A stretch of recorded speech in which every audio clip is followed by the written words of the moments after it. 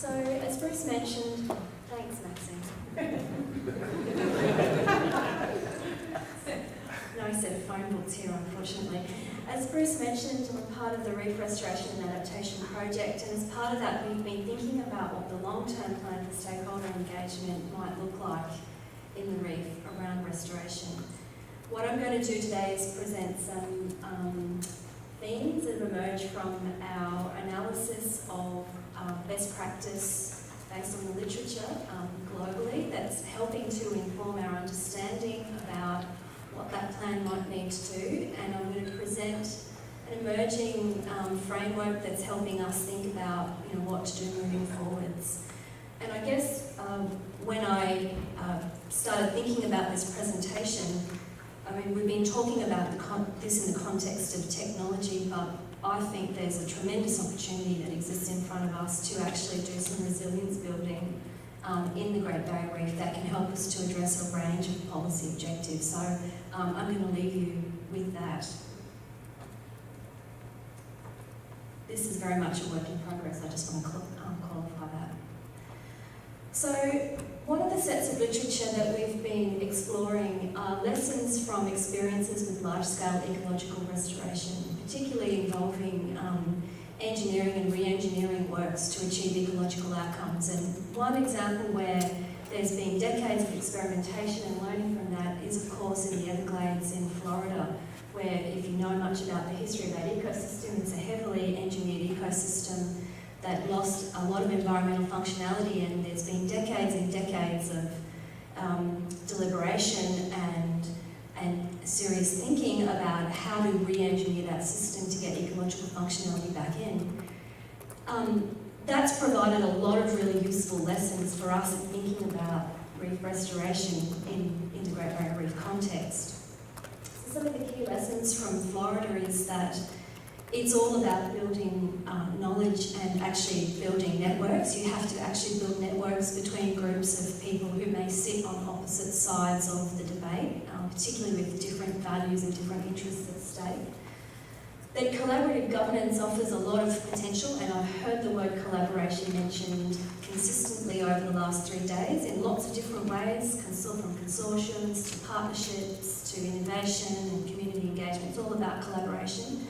And while that offers opportunities, it also offers potential risks, because when you start to get involved in collaboration, there then becomes questions about information and sharing and trust, and some of those wounds can get open and do actually need to be resolved as part of collaborative processes. So it offers tremendous opportunity, but is not without its own inherent risks. And part of that relates to conflict and histories of trust, and we've heard today and we've heard over the last few days that that's really relevant in debates about genetic modification and synthetic biology. Trust in science, trust in other stakeholders, trust in other collaborators. And we need processes that both build those, but also understand that sometimes we've got to go through a healing process to get there. That it's really important to have learning processes, and that can help to build consensus. And what we need to be moving towards is this shared sense of rationality, this shared sense of actually moving to act. And what's key to all of that is actually building capacity for facilitative leadership within decision-making systems.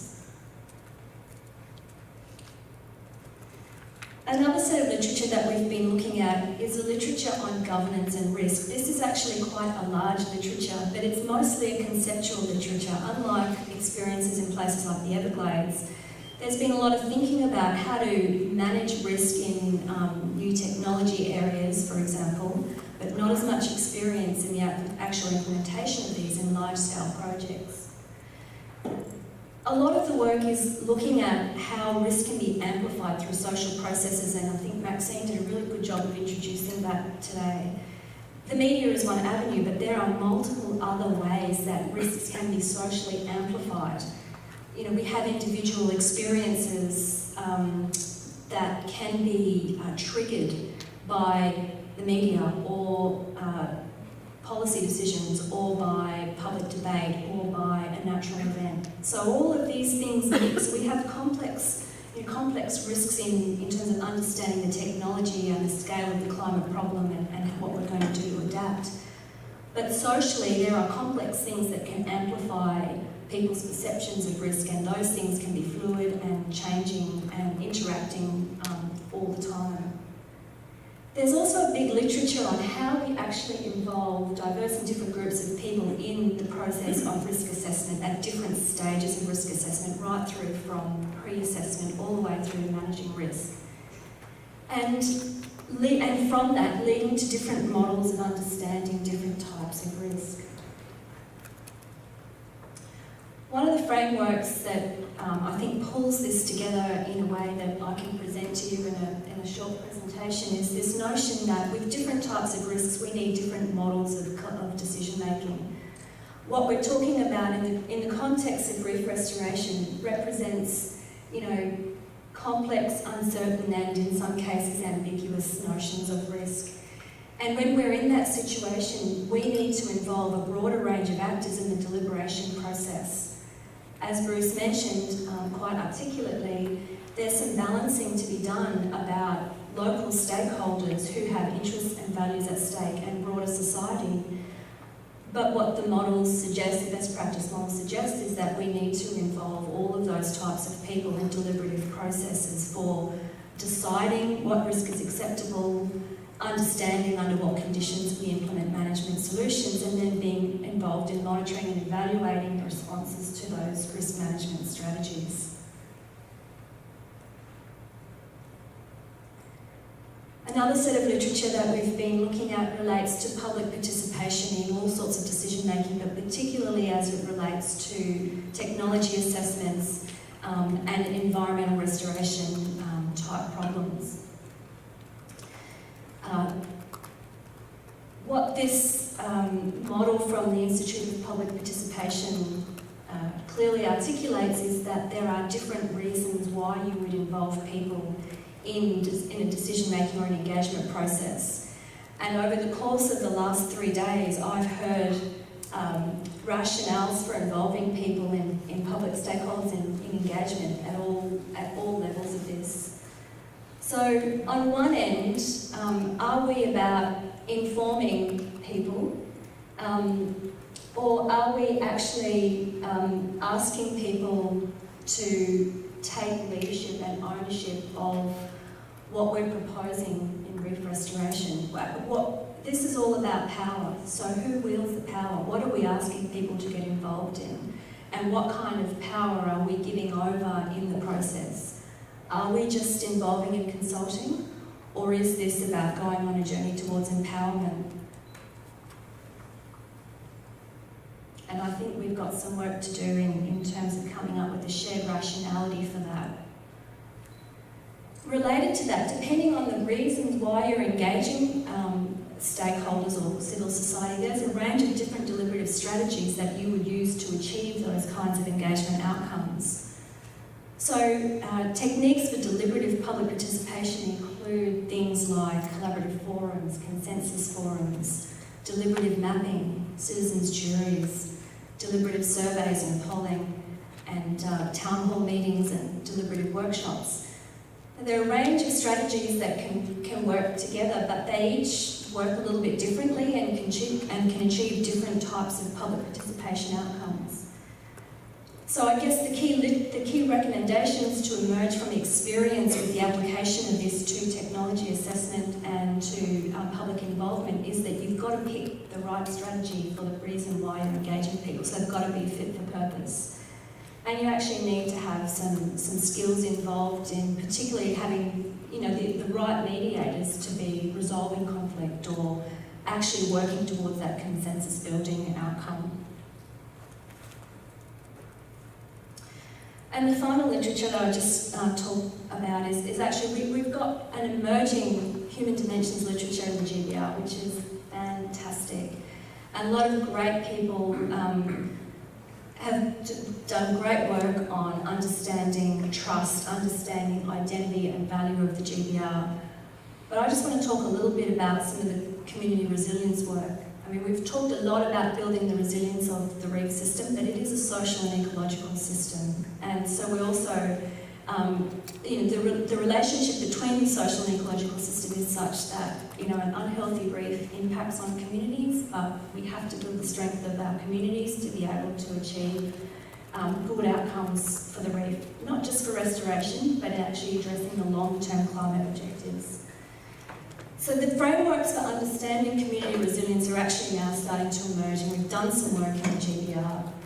And what that work is demonstrating is that governance arrangements, so the processes and actions of decision-making, which can range from individual level decision-making all the way through to collective systems of decision-making, and different types of rules, so formal through to informal, it's absolutely critical for resilience that we build connectivity and we build the capacity of our governance systems for resilience outcomes, social and ecological resilience outcomes. Just to illustrate this is actually the outcome of some of the resilience assessment work led by Mark Gooch, Nadine Marshall and Alan Dale, of which I was also involved, which has been trying to unpack what's impacting on the health of our GBR social systems. And I can talk to you about the methodology for this. I don't have time to go into it in detail now, but the outcomes are really demonstrating that governance has an underpinning effect on social resilience. In the southern GBR, where there's been historically more effort in building the capacity of governance systems and they're closer to areas of decision-making, the resilience outcomes are actually a lot better than they are as you move north in the GBR. So the importance of getting people's involvement in decision-making is absolutely critical for the future health of communities and the reef. So where this is leading us to in terms of our thinking about a framework is that we have to be building different types of knowledge together. We've got to start early.